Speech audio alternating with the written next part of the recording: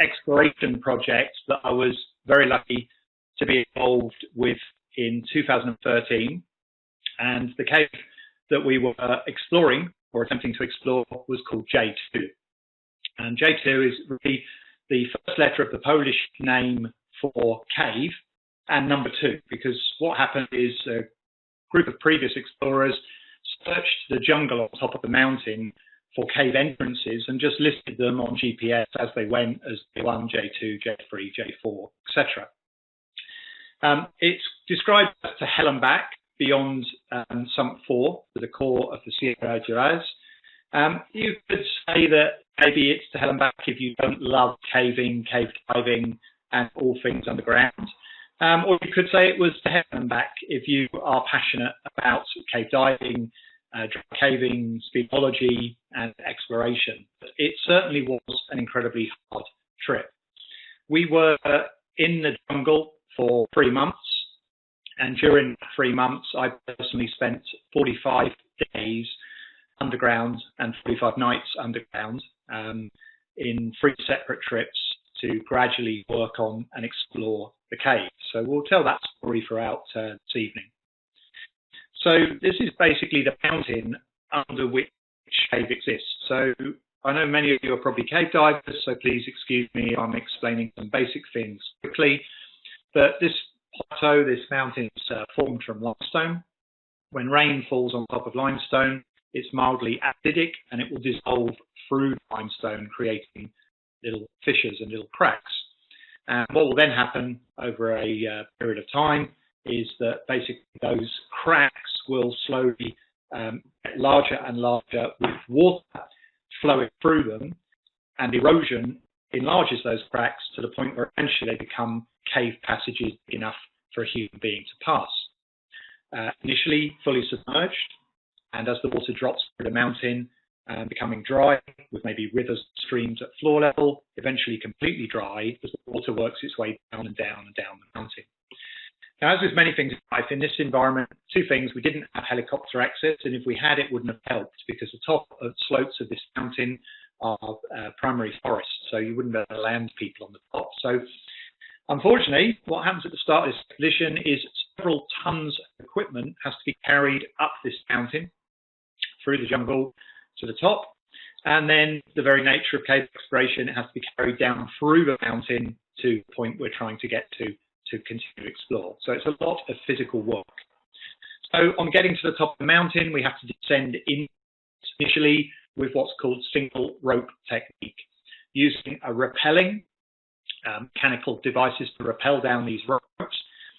Some of the single drops are 100 meters or 300 feet in one drop.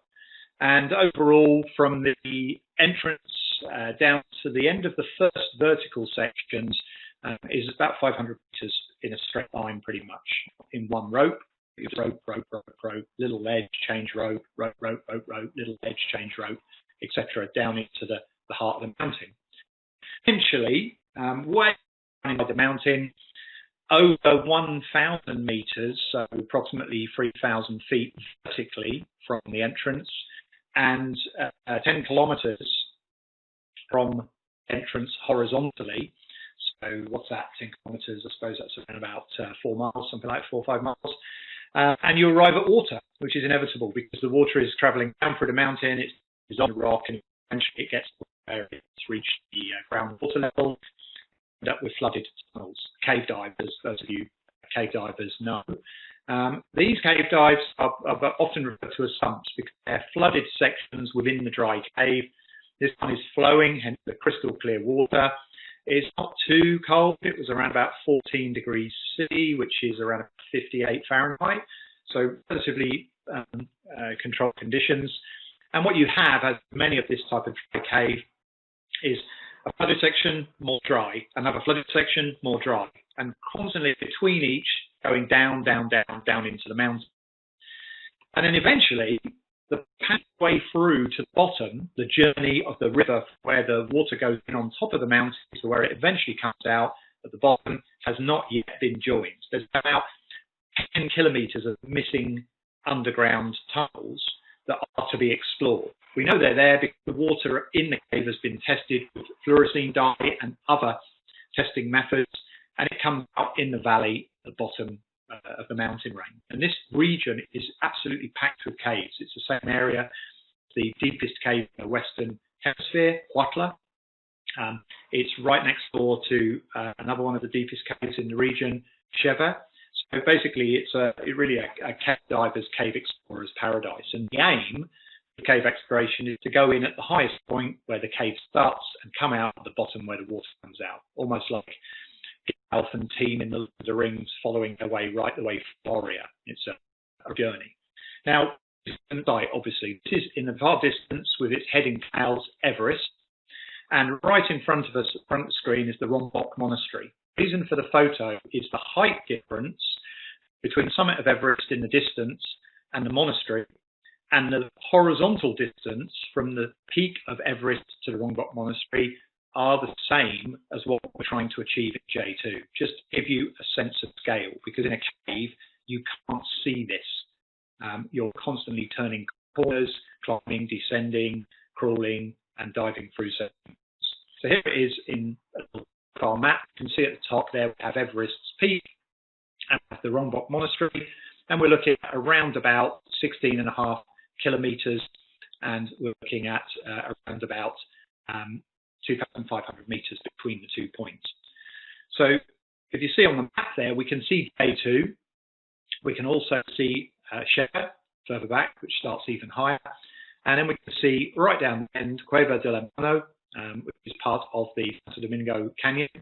The water from Cheve, J2, Charco, Star Gorge, all positively tests to come out in the Cueva de la Mano at the bottom. So there is possibility for that connection, and that's the dream of cave divers. And here to simplify, you can see there J2, and you can already see we're mentioning Camp 1, Camp 2A, Camp 3, Camp 4, etc., etc. Like big Himalayan mountaineering projects, here you cannot get to the end of the cave in a day, even without a load. But carrying 20 kilo, 40-pound bags, you definitely can't. So you go a certain way, you camp. You go further, you camp. And gradually that gear is shuttled until it gets through to where it's needed by the team. And you can see the relationship here between J2, Charco, Cheve, and Mano right at the bottom there. The blue dotted line, watercourse, straight line, where we're trying to get to link all this and form the master system. Now, a project like this is huge. As you can see here, we had 64 personnel from 12 different countries. We spent 3.5 months in the field. Only a few of us were full-timers that were there the whole 3.5 months. But the logistics behind something like this is intense. And really, the king of cave exploration logistics was our expedition leader. Head of the expedition has been working on these mountains for over 40 years. It was Bill Stone. So it's really, for me, a huge privilege and honour to be on expedition with one of my icons, one of my mentors, and actually involved. When I first signed up, I just went along as a helper, capable of cave diving, capable of using rebreathers, capable of using vertical rope techniques of caving, and went along to help in any way I could. And it's by circumstance, it turned out that I ended up being one of the lead push divers with a person who became an extremely good friend, Marcin Gala from Poland. The two of us were lucky enough to be the push explorers towards the end. This is where you start. Bear in mind, people dive in site where it's maybe 100 meter, 300 walk from where their car is parked, where they can get in the water. So maybe from the main car park at Ginny Springs down towards the Devil's entrance. People say, oh, it's a long walk, my double's really heavy. To get to this point in this photo, you have to basically carry the gear stripped down, packed in bags, over 10 kilometers horizontally, over 1 kilometer vertically, and that isn't a straight walk. Ropes, crawls, rivers, all sorts of obstacles, as you'll see throughout the rest of this talk. And then finally, it never gives up. It never makes life easy for you. Even at the end, when you arrive at first diveable place, it's at the bottom of a hole on a rope, so there's nowhere to kit up. So we use this hanging platform that hangs off the sheer face of the rock by a climber's bolts, as used by big wall climbers to sleep on during a multi-day pitch in places like Yosemite, and we use that as a kit-up platform to build the rebreather, get into the rebreather, get in the water one at a time. So never lets up. It's easy. The equipment we used for the project in 2013, and the team had used previously on the previous exploration, was a fairly heavily modified version of what was the Mark 6 at the time. Modified because back then they didn't have manual injectors, these were added. Modified because it was software changed to be able to use much higher pressure cylinders. These are composite cylinders, so we could use them up to 400 bar, giving greater supplies of gas. And various other modifications. The reason we could do this is because the electronics package within the Poseidon Mark 6 evolved from the Luna rebreather range electronics package and design system, heavily modified, heavily updated, and was basically engineered, programmed, and designed by Bill Stone, project director and leader. So this was our main platform. It was also composite cylinders for bar. Any of you who have used this type of cylinder will know, even at 400 bar, which is something like 4,000 psi, excuse me, being metricized, being a Brit, even at that higher pressure, these are incredibly floaty. They're very buoyant. Now you can see here in the photo, there's a 4 pounds per kilo weight held on the cylinder with a cam bag. That would achieve almost nothing. So they need considerably more weight fitted onto them. But the beauty is it's a lot of gas content.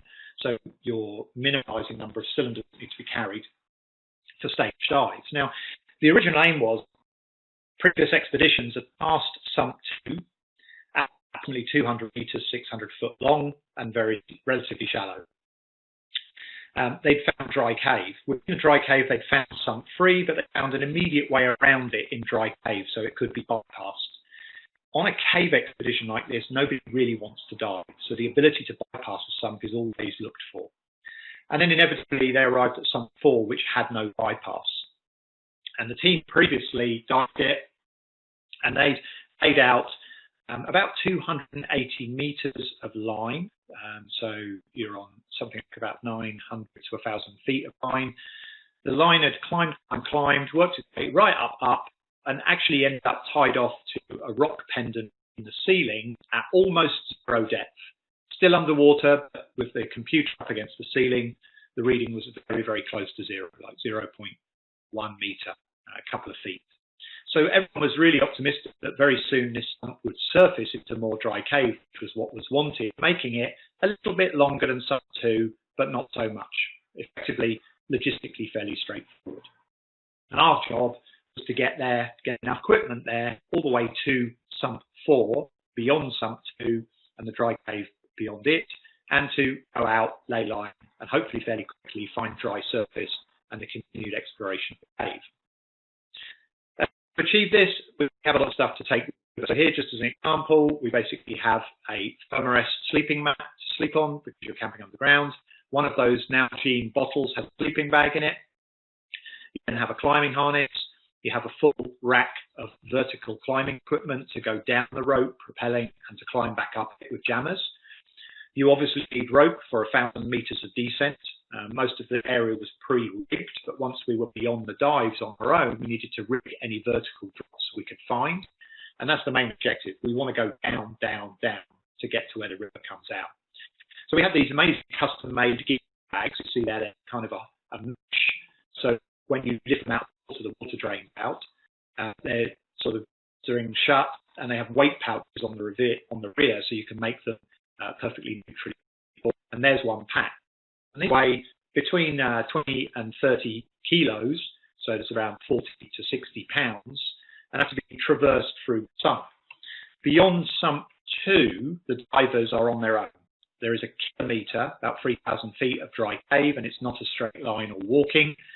To get the gear from beyond sump 2 to sump 4, which means all this stuff is stripped down. The rebreathers are in multiple pieces, there's regs in other pieces, lots and lots of 20-kilo bags. It all goes through, built back into diveable condition. The other side of sump 2 is all stripped down again, disassembled, put back in bags, and then carried by 2 men another kilometre, around about half a mile, to the next sump. So it's a lot of physical work, and your support team have disappeared by the time you get through the first dive. So here we have a little bit of now, Florida, in the Devil system. Basically, actually, Ingenious Spring itself, you can see the big thick hand line there, which was intentional. Now, there's no perfect trim, buoyancy, and looking beautiful kind of rig. The bit itself is 30 kilos. It's better to make it do, but as you change, so it's man work. It's grunting. And Martin and I had to transport initially these bags to get them to be able to set up our camp between sumps and move on there. So this was just a trial run to see if the rebreathers, bailout cylinders, weighting, and the gear packed in bags was feasible to move through the sump. Now, the sump is 200 meters long, that's 600 feet. So it's very feasible. It's nice and shallow. It's around about 12 meters maximum depth in sump 2, and so that's around 40 feet. And it's very feasible to actually drop down to the bottom, pretty much neutrally buoyant, and then just use the 11 millimeter kind of half-inch climbing line to pull you along through the sump. Being that short, that's feasible.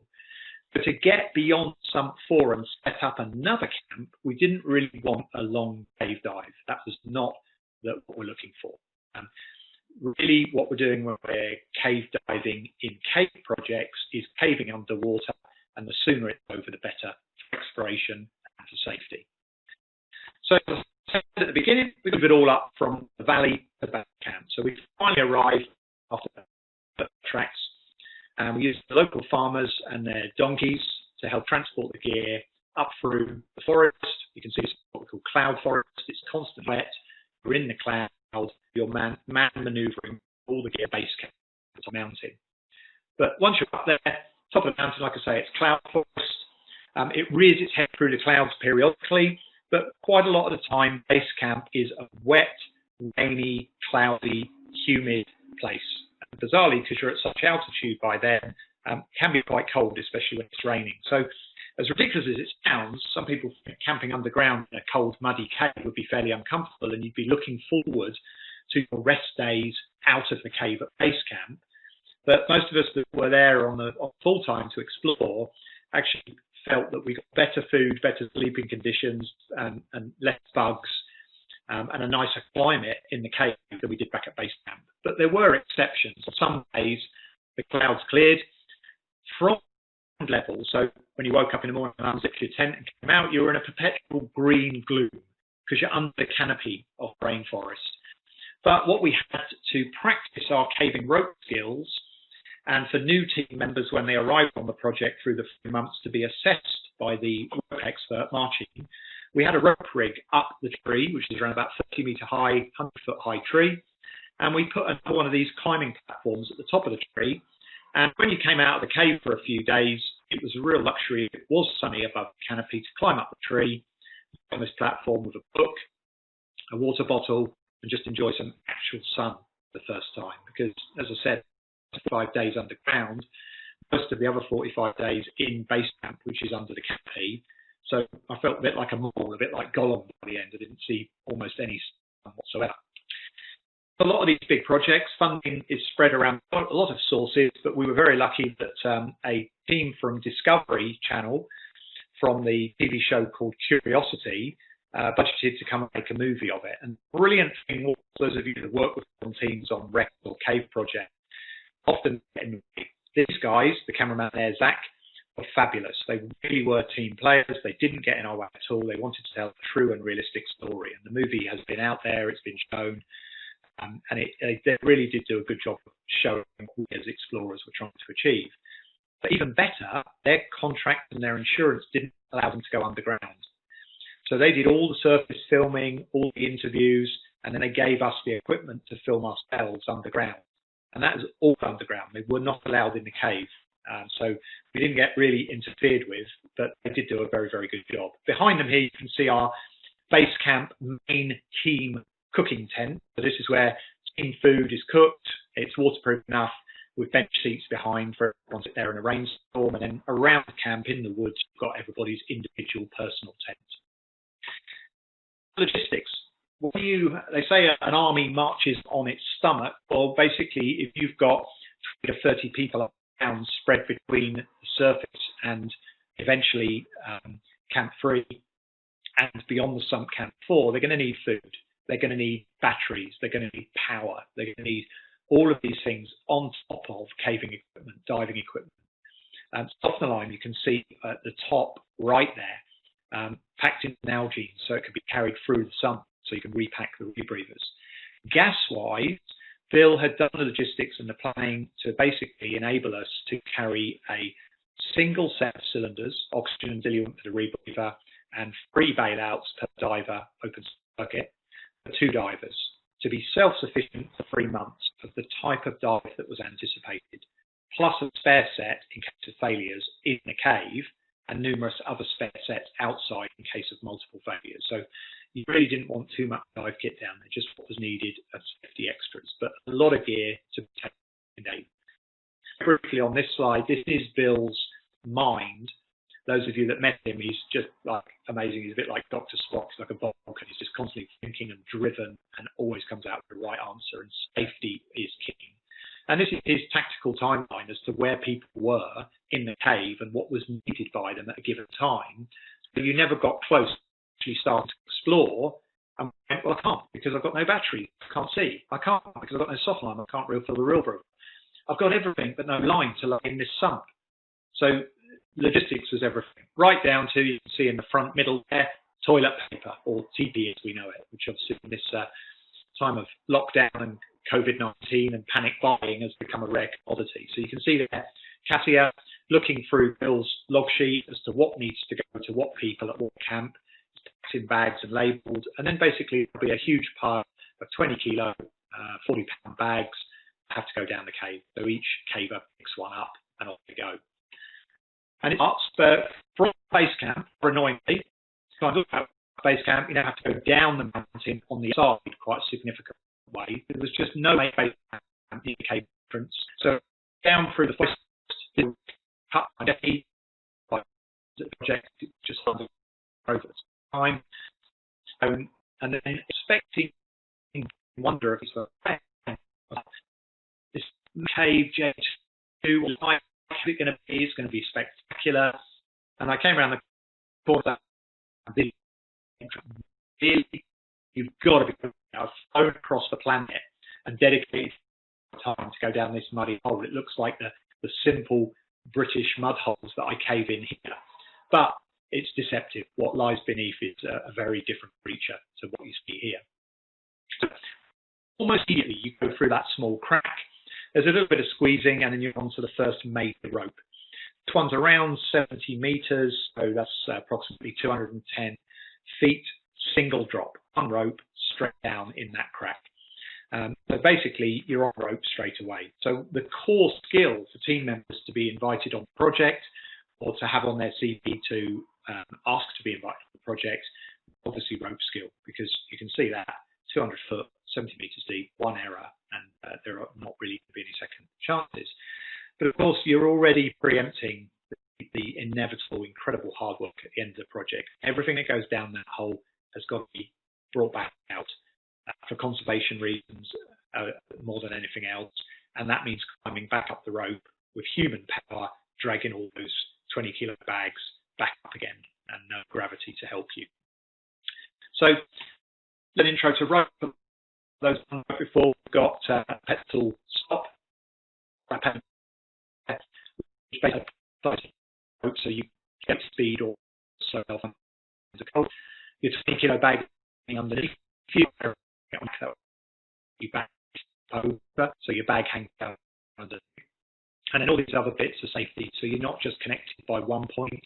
Normally you're connected by 3, and you can then disconnect your safety checked, second safety checked, and start to move. But as you can see, everything's covered, amounts of glutinous ground. Back up is just sheer work. Basically repairing 2 points of contact, jammed up hands there, and one on my chest.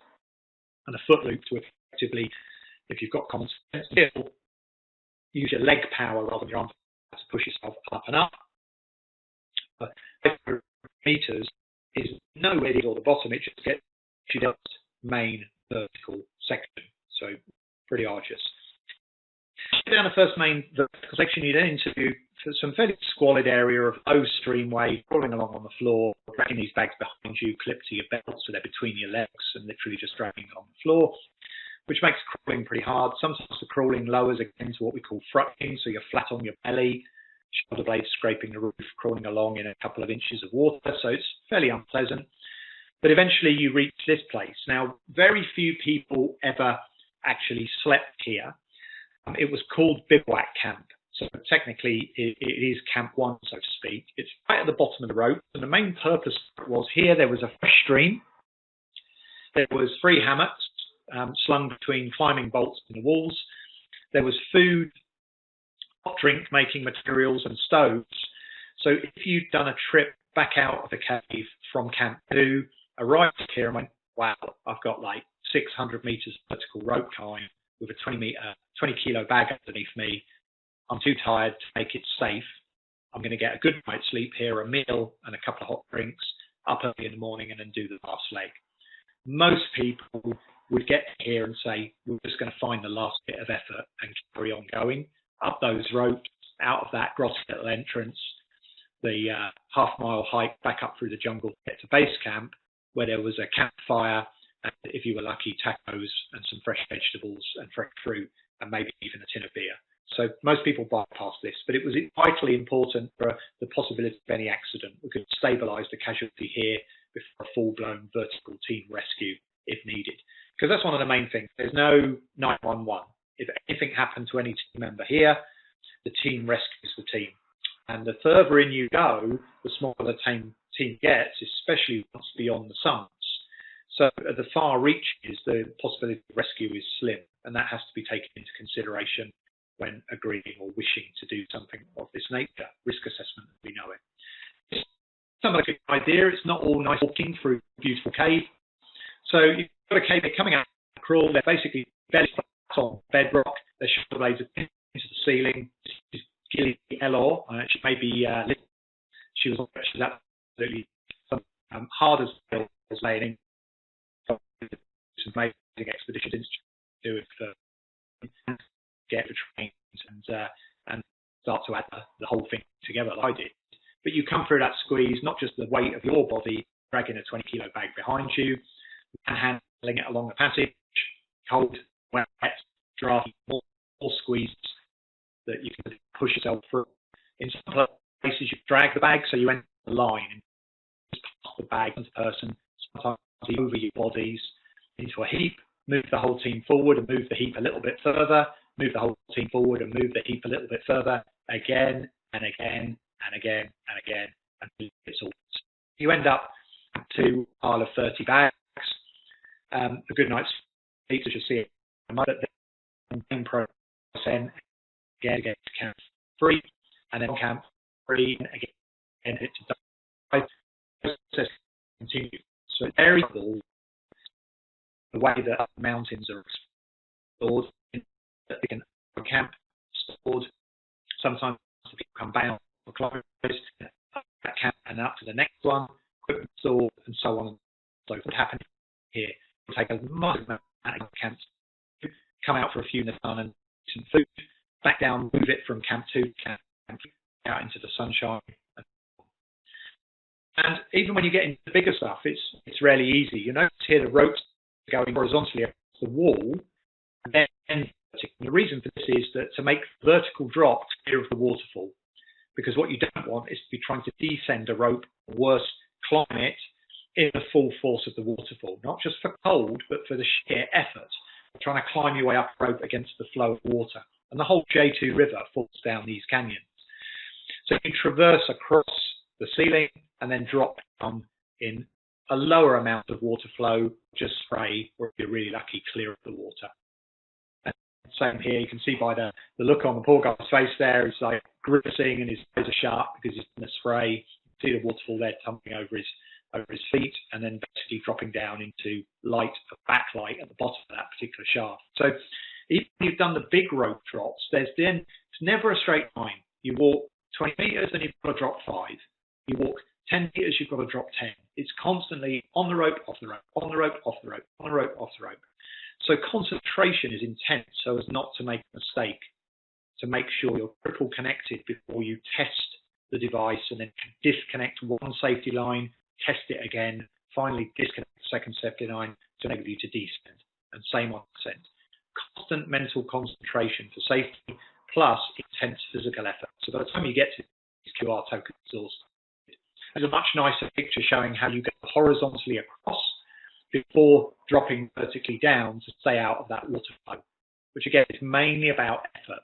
J2 and the area it's in, the mountain that we were climbing to descend on the inside of is close to Oaxaca, right down on the southern border of Mexico. So in cave terms, it's relatively warm. You could sit around camp at night in a base layer, tops and bottoms. So it's a relatively warm cave. Some alpine caves can be incredibly cold, so a big factor. We didn't have that to deal with. And here is the Hilton. It really is the Hilton of camps. This is Camp 2, technically Camp 2A, but that is because there are 2 entrances to the cave. But on this trip, this was our second camp, so we called it Camp 2. You might wonder, why is there a tent? It's not going to rain in a cave. It does drip, but not rain. More importantly, if you get 10 people in that tent, their body heat warms that tent above the temperature of this huge chamber. And secondly, caves breathe. As atmospheric pressure changes outside, caves will either suck air out or blow air in. Often caves are found, the way on is found by following the draft. So the tent is for sleeping, clothes hung over these lines overnight. They never dry because almost 100% humidity, but you can wring them out and get them a little bit better. And then all the other paraphernalia of camp kit is littered around the chamber. The yellow box just to the right of the tent is being used as a seat because that's the cook area. You can see a pan on a stone in front of it. So we basically do shared big pot tea meals. We were eating insane amounts of food, but to combat the amount of energy we were burning. So Camp 2 really felt like a bit of luxury and a bit of home by the time you actually finally got there. Obviously, time to leave Camp 2, it's more hard working again. So it's all so we've got more, but generally to maintain more time. You wake up, you eat breakfast at breakfast time, lunch at lunchtime, dinner at dinner time, and go to bed at bedtime, all on alarms, so your body maintains the same rhythm as outside. A wired phone, let's go down the whole tent through the camp. The idea was what we were particularly able to do was have a team meeting at 9 o'clock in the morning and 9 o'clock in the evening. So basically we're always in touch. Here's Cassia again, just coming through some of the drips. Again, this is just another phase, much horizontal. After Camp 2, you get these enormous halls, big enough to drive a couple of semi-trucks down, but boulder-stricken floors. So you're climbing up over boulders, down over boulders, up over boulders, down over boulders, but much more room to move. You're not doing this anymore. Actually, you arrive at Camp 3. Now, Camp 3 is the last camp before the sun. It's quite a nice place for a camp, and it's about a 2-hour journey from here on to dive base. Here you can see the cooking area. There's Marcin facing the camp there in the blue base layer, myself with my back to it, and Nikki there eating her bowl, and a couple of stoves and the other rich ingredients, and then various other things hanging around the chamber. Sleeping area is just down to the right. We found this a nice area because it's in a pothole. There's a little rock wall, goes down to a sand floor, plastic tubes around the floor, thermarests on top of it, and sleeping bag. Yeah. Thank you, it's Luis. Sorry to interrupt you. The viewers are asking you to, when the video is playing, for you, if you can hold your talk because you start to cut it when the video is playing and you also talk. So it's cutting your... Yeah, I'll let the video play from now on, no problem. Okay, so basically we would sleep in this pothole. It's out of the draft, out of the wind. It's much more smaller camp. So normally there'd be 3 or 4 people camping here. And this is basically your last place before you're moving on to dive base. Now, as you can see in the middle at the bottom, there's a small orange pelly box. Just above it is a little white bottle. And just above that, you see a square box, wires coming away from it. This is basically our radio. And the radio was very, very simple. There was a plastic coated wire run all the way from base camp down to the entrance, through the entrance, down the ropes, through to camp 2, through to camp 3, through sump 2, all the way to camp 4. And basically, you clip with model clips onto the wires of this line with the radio, had a battery in it, an 18650, and then you could then torque up that wire to team members at the other camps and even to base camp. And this was vital for reporting each day's work progress and what we were actually doing to make plans for the next day, as you'll see shortly on. Geology is amazing. You get all these different colors depending on the different minerals that are embedded in the limestone. As those that cave know, this was once a tropical seabed.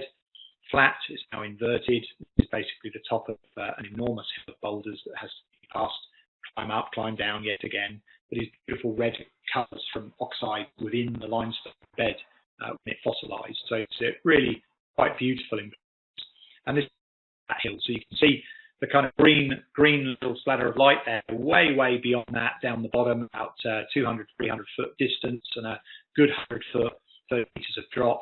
This is just a boulder park where millions of years ago the roof collapsed, and we have to climb up that with our 20 kilo bags down the other side to make forward progress. So it's never a straightforward journey. Rope. Everywhere you go, more rope. And in some places, like here, you can see on the left of the picture there, it looks like spirale. This can be very, very fragile. So the riggers, most of the riggers on the project are professionals. They rig for roped access work on buildings, for maintenance and cleaning, on oil rigs and platforms. So they rig professionally. And what they do is they have to test the rocks by various means to make sure it's safe to put these metal clamps in, which you can see just above the caver's hand there, for the rope to stick off. But everything's backed up. So you can see there's a knot onto a metal hanger, another knot onto another metal hanger, and in the very foreground on the left, a knot onto another hanger. So if any one of those fails and pulls out, your weight is taken on the next one, the next one, the next one. So it's a bit like cave diving. It's redundancy, redundancy, redundancy.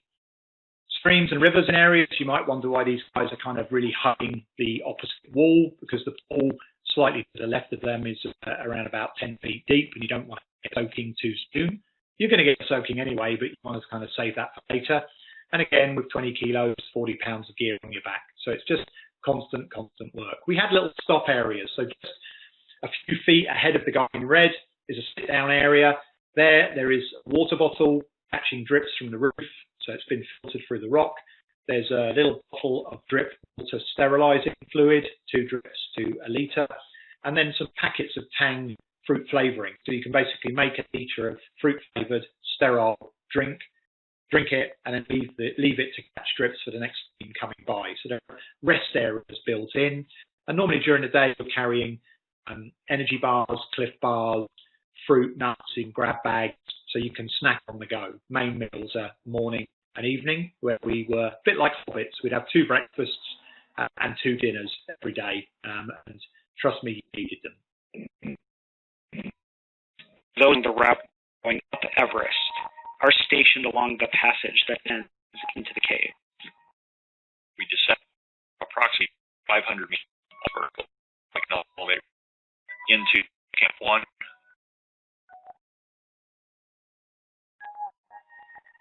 Camp A is traveled over in Camp 3. Camp 3 is the first time the cave. You get to the first underwater dive. No, 2. And support team behind to dive through sumps. Establish between the sumps. Open sump 4. imperative for further action. Locate a site for info. But for I don't know how that one works. I hope you could hear, because that was recorded over that little bit of animation for the TV show. We got permission to use that for the talk. But I hope that gives you a bit of a perspective of just how far you have to go before you get your first dive. So it kind of puts that hike from the main car park down the run to the Devil's Entrance into perspective, certainly for me. And eventually you end up here. Basically, this is just above the first dive site, which is sump 2. As I said, nothing's easy. You can't even kit up and walk into the water. It's at the bottom of a hole. But here we basically have all those bags are packed to be waterproof. What's inside them is waterproof. The red bag right above my head in the middle has a dry suit zipper on it. It's a dry bag, custom made for us by Santi. In that is our electric drill and electric drill batteries to drill holes in the rock to put the metal clamps to hang the ropes from. So vitally important piece of equipment, and vitally important it stays dry. So everything you see behind me there is just the gear that Marcin to the left, myself in the middle, have got to haul through the sump to set up and establish our next camp, Camp 4. Then carry it all after repacking it 1 kilometre to eventually sump 4. Dive that through the unknown and hopefully pass it. And the aim being to establish a camp beyond sump 4, which would be Camp 5, and start vertically descending the cave into the unknown to explore. And here is that sump for the kitting up platform that you saw, I think, right at the beginning of the talk. The red kitting up platform is put in, but it's really quite inviting, even after all that hard work. It's that beautiful turquoise blue colour, crystal clear. It's around about 12 meters, 40 foot deep, and you can almost see the bottom there. But again, nothing's easy. You have to rappel down that rope to get in the water. It's not a straight drop, so even if you were silly enough you couldn't do a giant stride, you wouldn't anyway, because if you risked any injury here, it would be potentially almost fatal because of how far you are from the entrance. So you sail down here, you build the rebreather on the platform once it's assembled, and kit up and set off from that point.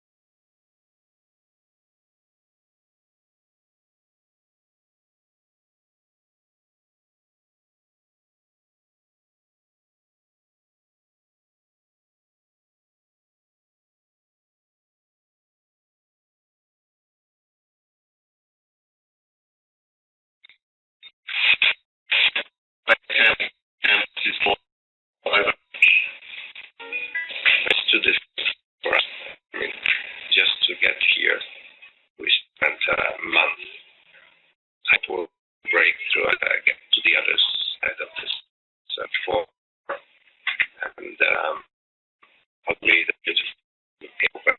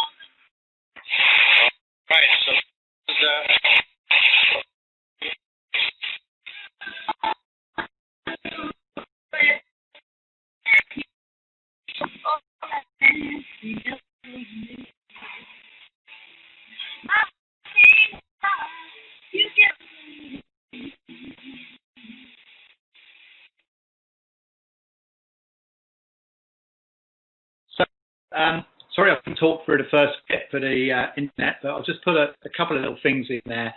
You saw During that first soundless section of video, I was describing some features about the dry suit I was wearing. We were very lucky that Santi sponsored the J2 project and custom built suits for us. So I actually went out to the factory in Poland and helped Thomas to design what we wanted. And the unique features were the zip is around the waist, from the belly all the way around the back to the belly. So you put the suit on like a pair of trousers and then throw the upper half over your head, zip it around the middle. Then telescopically folds over, so the zip is completely protected. The other advantage of this is I'm around about 6'1", Marcin's a little bit shorter than me, Bill's taller than me. Each suit would fit any diver in the team because there were removable wrist seals and removable neck seals. Firstly, for repairs, in case of splits, as you saw in the video, we had a split neck seal, we're able to change it beyond the sump. And secondly, so each diver just simply had a bag of his own wrist seals and neck seal, we could use any suit. The feet were neoprene socks, oversized. If you had small feet, folded the excess over.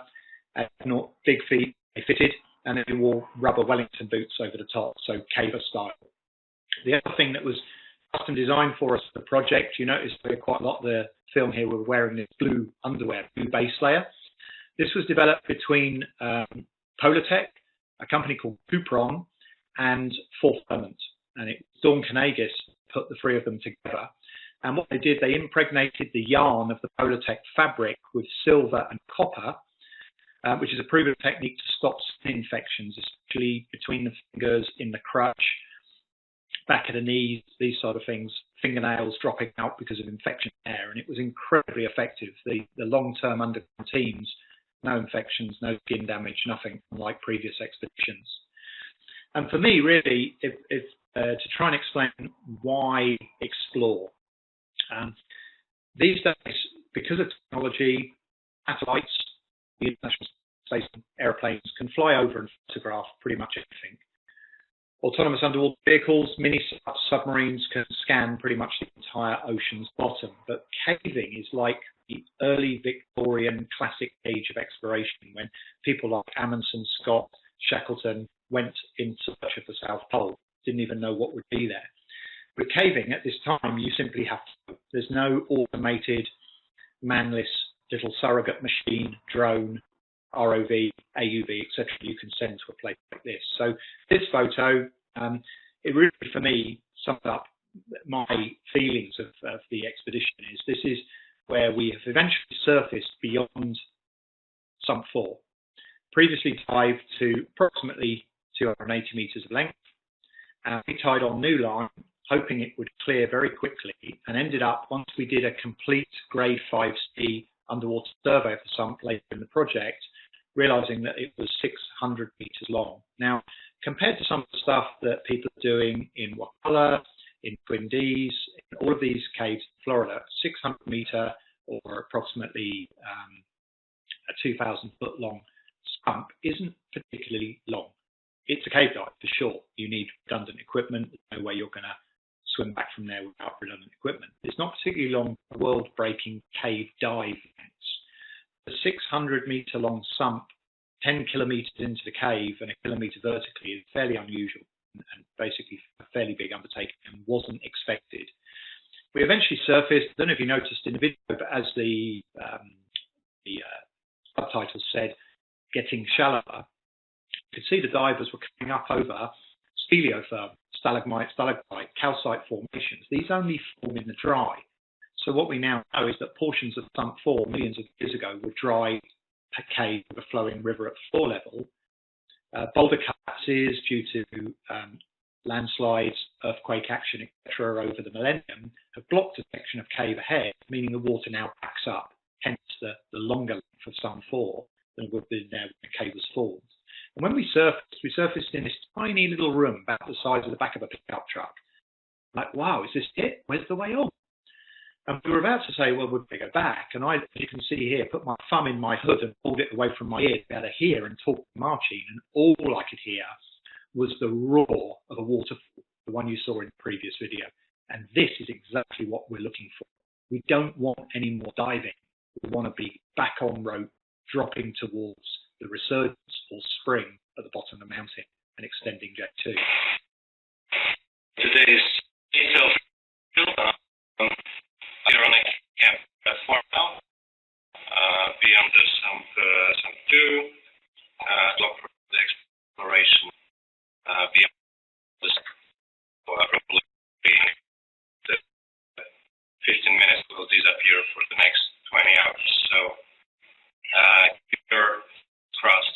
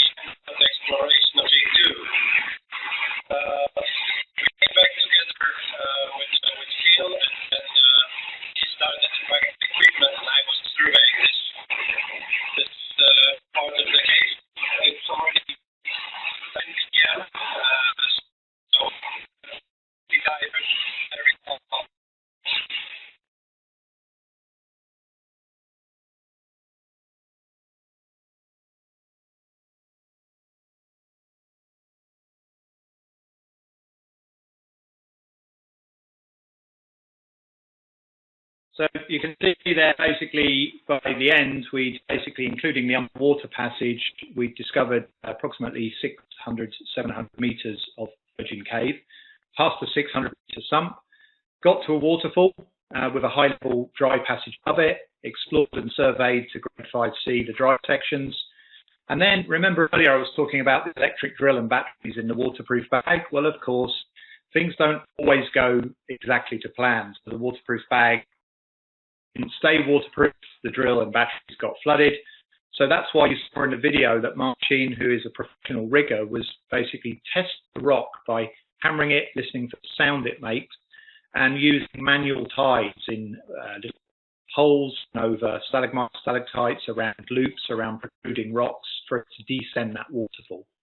And as you can appreciate, Martin and I spent 9 days beyond Sump 2 at Camp 4, gradually moving the equipment between Sump 2 and Sump 4, reassembling it and starting to dive and lay line and then survey the 600-meter sump, and then gradually explore and survey to grade 5C, the dry and wet sections and the descent. And as you saw it in there, we extended the depth of the cave to 1,229 meters, which is, I suppose, the simple way of putting it, when you're at 7 kilometers horizontally and 12 plus kilometers, 1,200 meters vertically from the entrance, with all the arches you've seen in the rest of the talk, is pretty remote. We spent 9 days there, just the two of us. We spent a lot of time in the final sump surveying it and then surveying beyond. We actually run out of gas first, so we couldn't actually cook our food. So we resorted to cold food and water for the last few days. We run out of gas on day 6. We then actually ran out of cold food on day 8, and we left Camp 4 back to Sump 2 to rekit and dive out to our support team on day 9. Well, we weren't going to come out on day 6 because we didn't have any lunch after all that people had been through to carry all that equipment and get us there with that opportunity. The thing about caves is that, you have to go to find out where they go. What it ended with, as Martin said there, a breakdown. Many years previously, cave diver Rick Stanton and his regular cave diving partner Jason Mallinson were on another trip with Bill Stone to the same mountain, and they explored Chevra, and they got to the terminal sump, and they also managed to pass it, the dry cave beyond, exactly the same thing. Fallen rocks, wedged together like Tetris, sealed together by calcite or mineral flow, thousands, tens of thousands, hundreds of thousands of years of the river water going through finger-sized slots between those conglomerated boulders. And the reason for this, if you look along the mountainside, there's a geological fault. And this point beyond Sump 4 in J2, the point found a boulder choke beyond the final sump in Chevra, and others is all along that geological fault line.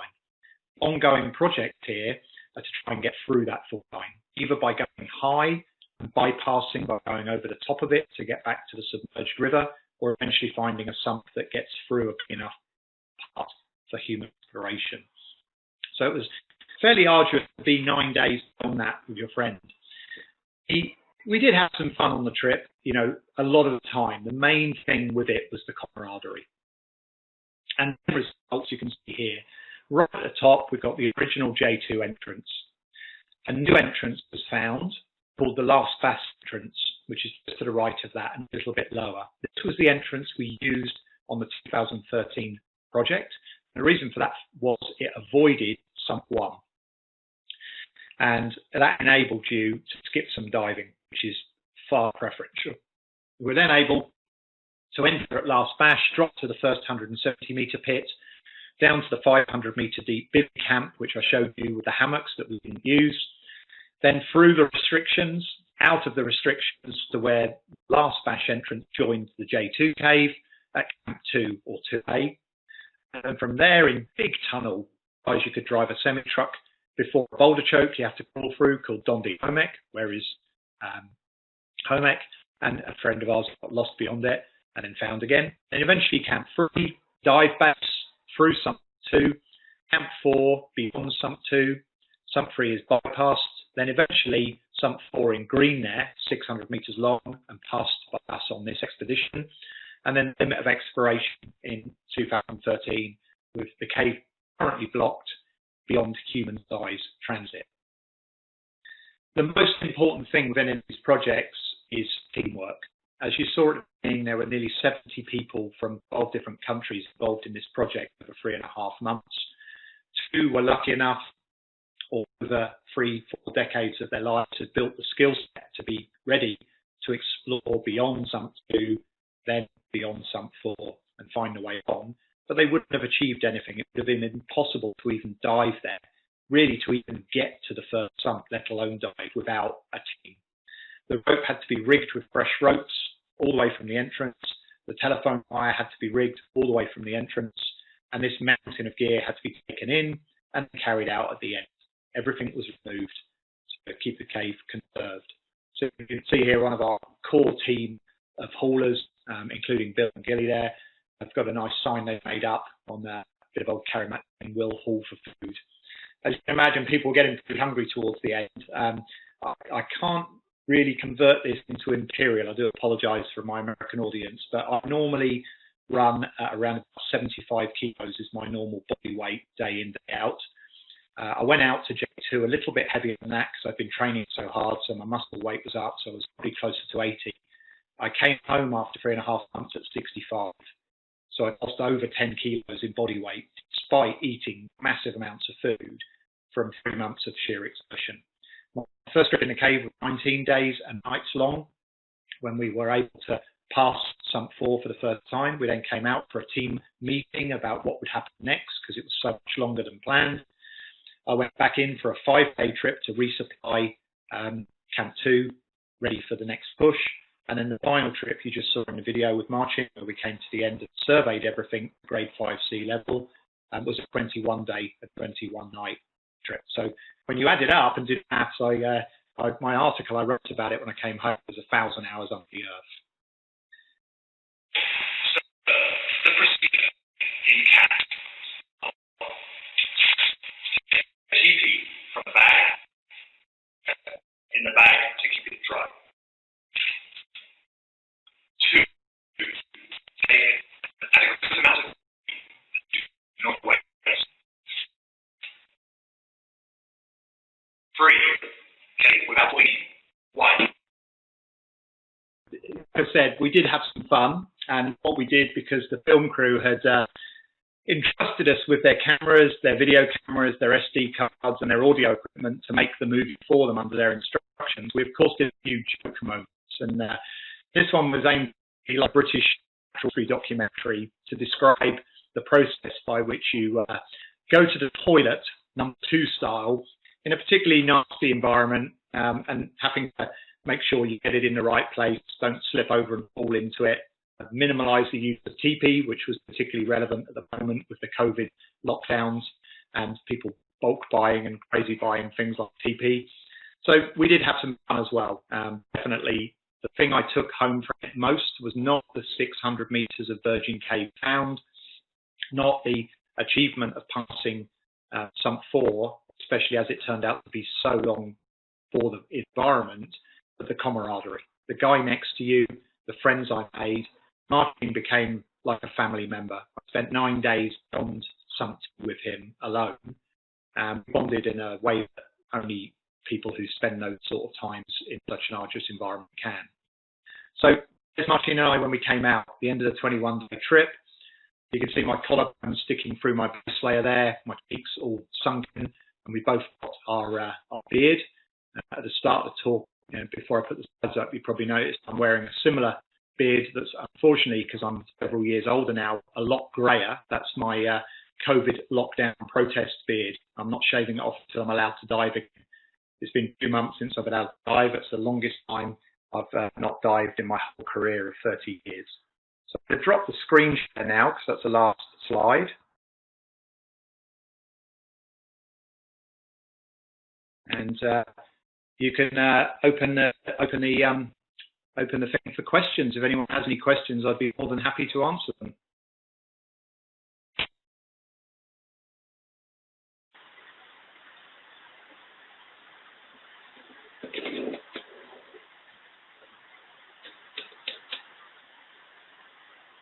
Got the chat up now, so.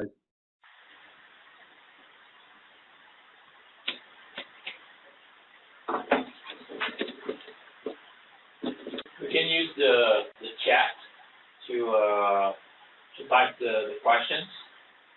Yeah, I can see the chat now, so if anyone wants to type anything, that's cool. Maybe I explained it well enough, or you just think I'm completely crazy.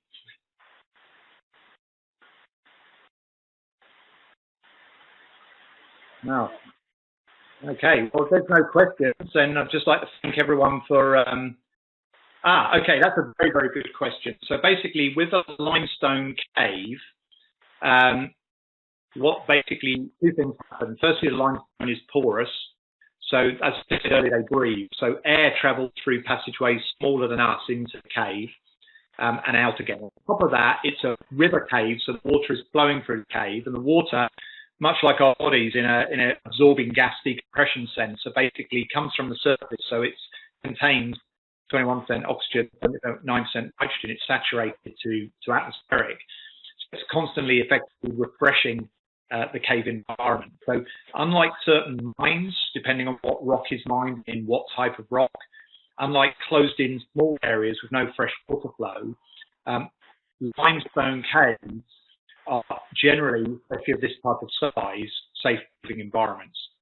Certain areas, like in the big caves of central France, like the Rossel and others in the Lot Dordogne region, in the summer where the land heats up so much, carbon dioxide is released from the rock. So you do get a higher level of carbon dioxide. You can notice it with a little bit of panting or effort in the breath.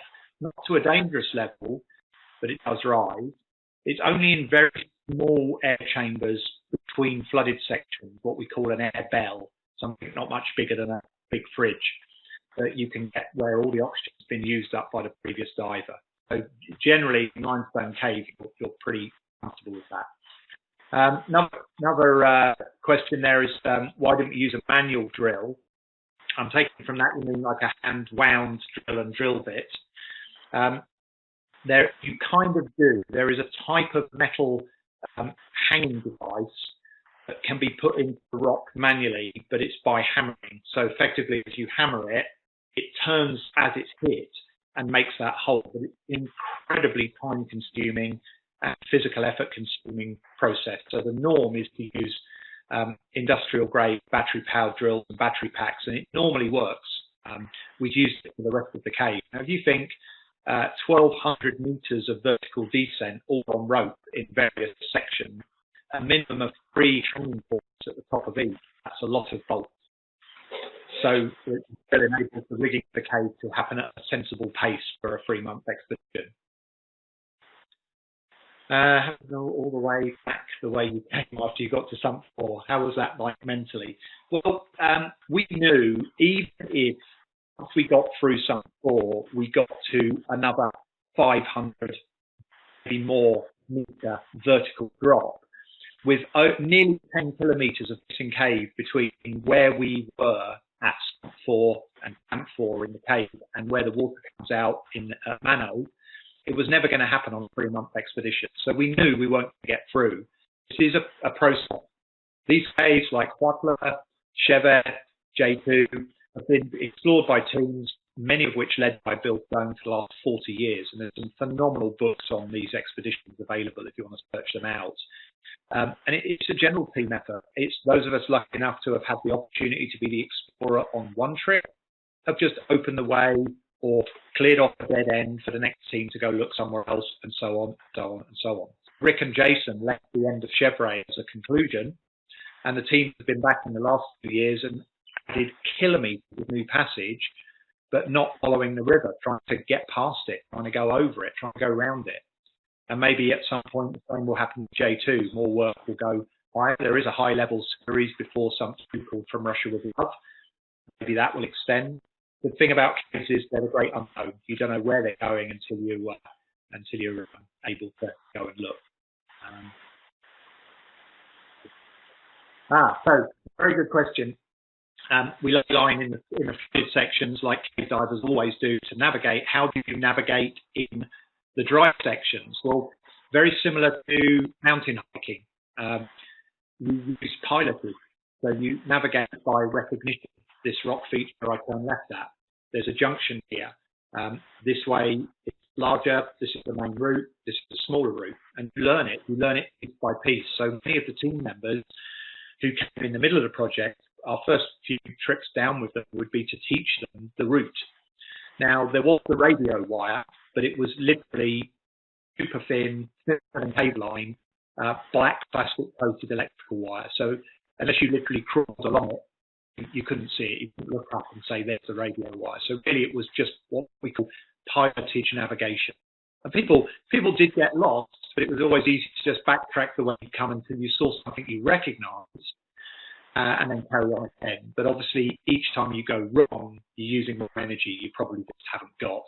So you learn. And it's really like a diver goes from an open water course to advanced to technical diving with redundant equipment, eventually cave diving. Dry cavers don't go to the end of a cave this long and complex on their first trip. They start with simple caves. So the learning process is gradual like any sport. Percentage between diving time versus surface time. Well, awful, really. If you went for the diving, you'd have been very disappointed. The longest dive I did was the survey dive of our 600-meter long sump 4. That ended up being about a 2.5-hour dive because we wanted to get a grade 5 sea survey tie into the grade 5 sea survey of the dry cave. So that was possibly one of the most enjoyable parts of my whole trip. So I literally got 2.5 hours river cave diving in a beautiful sump. The rest of the time, when we went through the sump, it was, you didn't rush, but it was, let's get through it as fast as is safe and comfortable, because then we're utilising less resources, and then we're into the dry cave, which we want to explore. So that I was there, like I say, 45 days underground. I probably dived on no more than 5 of those in total to get through the sump, to dive sump 2, etc. So, yeah. Thank you for everybody who's saying thank you. And they're very good comment about how smelly the oversuit gets. Most of my caving equipment, including my oversuit and my base layers, etc., went in base campfire over the last few evenings once we'd finally cleared the cave, because they were in no fit state to bring home. Actually, even my tent ended up going in the fire because I got up one morning, came up the tent to make myself a coffee, and a bit of rotten tree fell on it and basically destroyed it. So, yeah, basically it's the attrition on your gear is high. If you don't like your nice shiny state-of-the-art diving gear to get scratched, don't take it on trips like this, that's for sure. My students and candidates and very close personal friends has just asked, can I come? Yeah, basically, you can come. I mean, basically, they're putting together a team for Chevy for the start of 2021 at the moment. It's an application process. Majority of it requires a CV of what you've done. It's a big help if you've caved with other people on the course before, so they can vouch for you. All I can say to anyone who's listening and thinks, wow, how do you get to do something like this? I started as a paddy open water diver. A couple of years later, I did an IANTD, there was no T back then, nitrox course. And I learned the basic cave in shallow short systems in the UK. And 30 years later, I was the push diver and passed sump 4 and spent 45 days underground in K2 with Bill Stone. So it started from incredibly humble beginnings, meaning any of you listening, any diver out there that's got the drive, the will, the desire, can do this or more.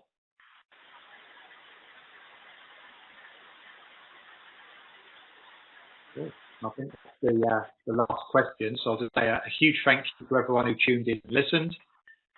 Sorry the Wi-Fi strength wasn't enough for me to talk over all the videos, but I hope you got a general picture of it. And thank you very much to Louis, and Tom, and everyone at IANTD headquarters for organising and inviting me to be a part of this lockdown border busting talk series. Thank you very much.